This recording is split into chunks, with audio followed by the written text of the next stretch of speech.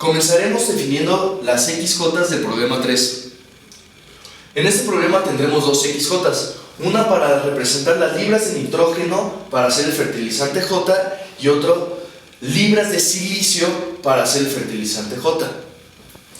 Nuestras variables serán xn1, que será igual al nitrógeno para el fertilizante 1, xn2, que será igual al nitrógeno para el fertilizante 2, xs1, que representará el silicio para el fertilizante 1, y xs2, que representa el silicio para el fertilizante 2.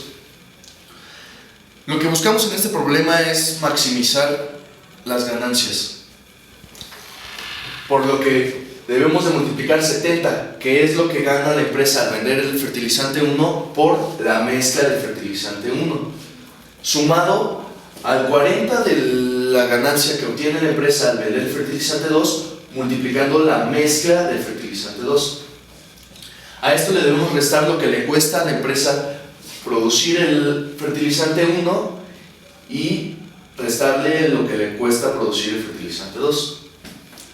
Por último, debemos definir las restricciones, que en este caso la primera restricción será que la mezcla del fertilizante 1 debe de tener al menos 0.4 de nitrógeno, por lo que definimos como xn1 mayor o igual a 0.4 de la mezcla del fertilizante 1.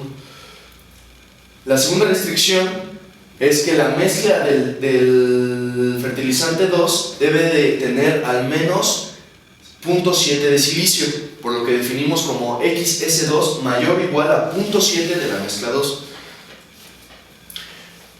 La tercera restricción es que la suma del nitrógeno para el fertilizante 1 y la suma del nitrógeno para el fertilizante 2 no puede exceder las 80 libras, ya que el problema nos comenta que la empresa solo puede comprar 80 libras de nitrógeno. La última restricción es lo mismo pero con el silicio. El problema nos comenta que solo puede comprar 100 libras de silicio, por lo que la suma del silicio para el fertilizante 1 más el silicio para el fertilizante 2 debe ser menor o igual a 100 libras. Con esto terminamos la modelación del problema 3.